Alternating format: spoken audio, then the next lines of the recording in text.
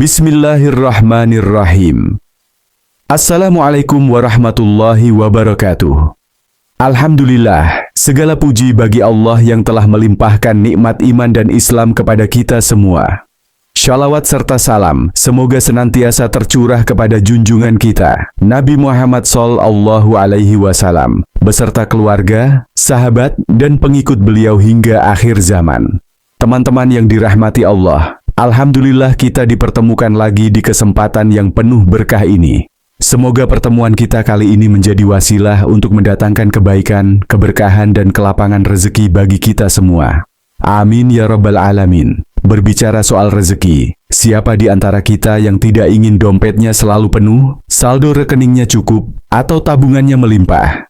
Tentu kita semua menginginkannya. Dengan kecukupan rezeki, kita bisa memenuhi kebutuhan sehari-hari, membantu orang lain, membayar utang, bahkan mewujudkan impian seperti membeli rumah, mobil, atau membuka usaha. Namun, seringkali kita lupa bahwa rezeki itu sepenuhnya berada di tangan Allah. Kita terlalu sibuk mengandalkan usaha sendiri tanpa melibatkan Allah dalam setiap langkah. Padahal, usaha yang kita lakukan, sekeras apapun, hanya akan menghasilkan sesuai kadar yang Allah tetapkan. Oleh karena itu, penting bagi kita untuk selalu mendekatkan diri kepada Allah, Sang Pemilik rezeki.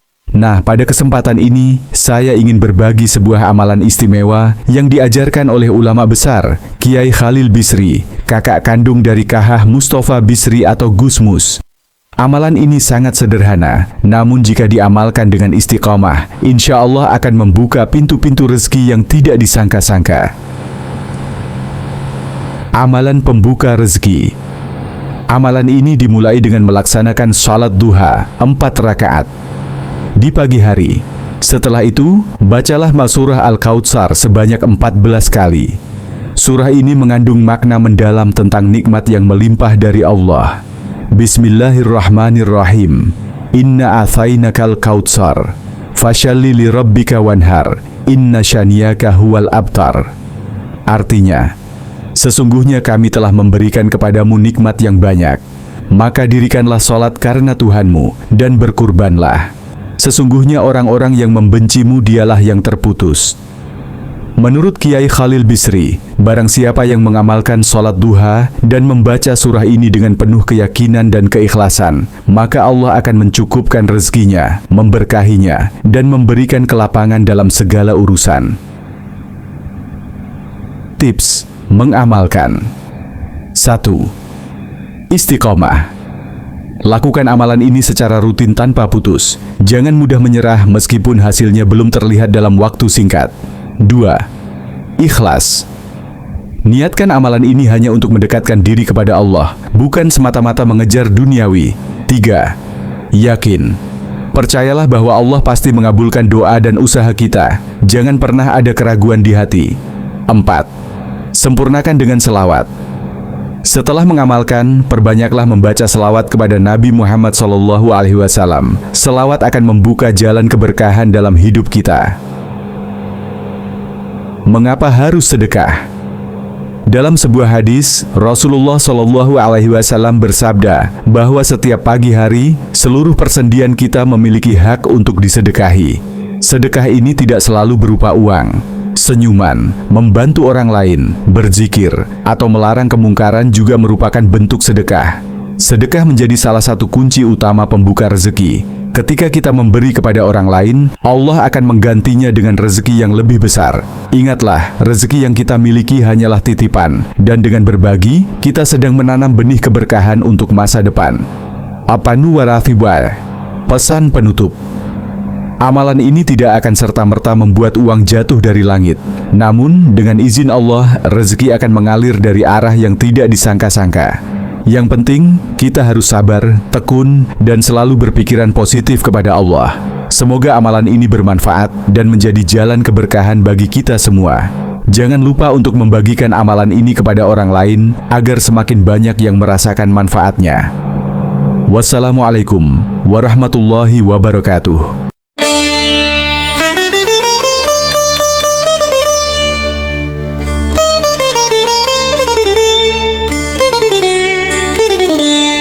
Bismillahirrahmanirrahim. Assalamualaikum warahmatullahi wabarakatuh. Segala puji bagi Allah, Tuhan semesta alam. Hanya kepadanya kita memohon pertolongan dalam segala urusan, baik dunia maupun akhirat. Salawat dan salam semoga selalu tercurah kepada junjungan kita, Nabi Muhammad SAW, keluarga beliau, para sahabat, dan seluruh umatnya yang mengikuti jalan kebenaran hingga akhir zaman.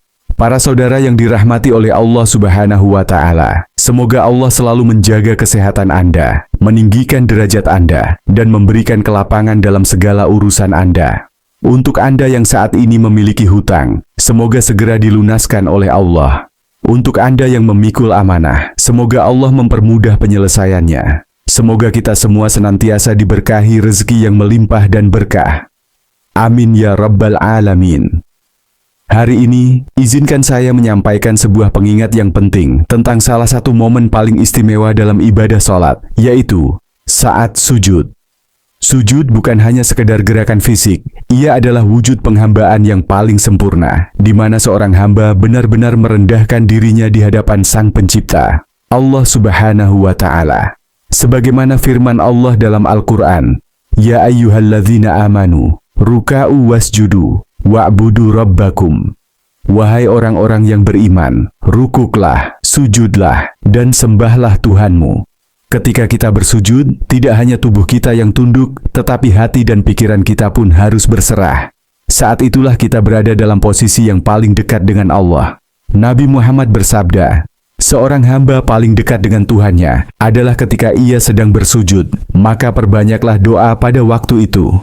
Pembaca di Gerak HR Muslim.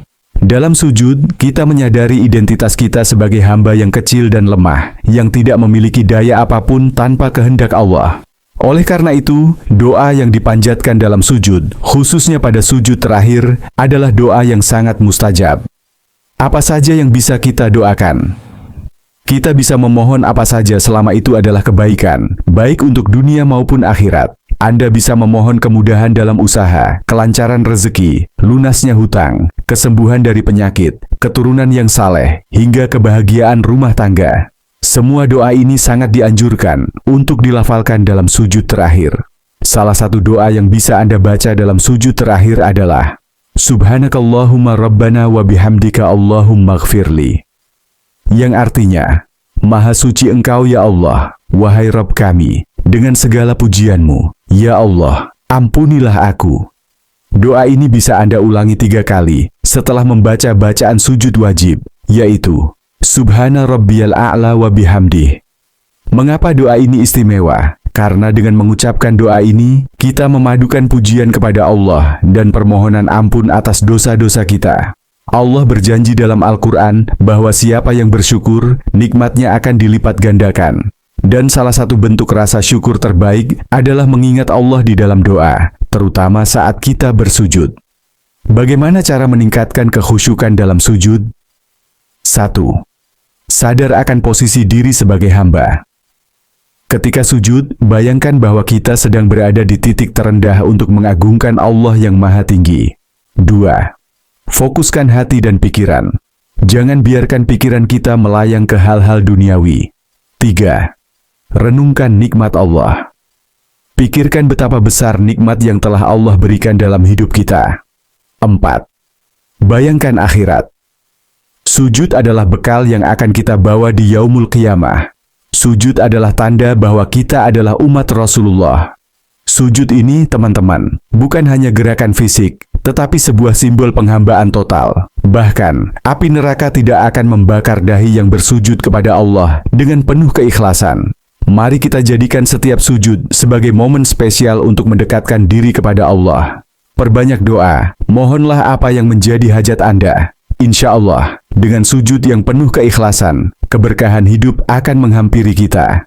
Semoga pembahasan ini bermanfaat. Sampai jumpa lagi di lain kesempatan. Wassalamualaikum warahmatullahi wabarakatuh.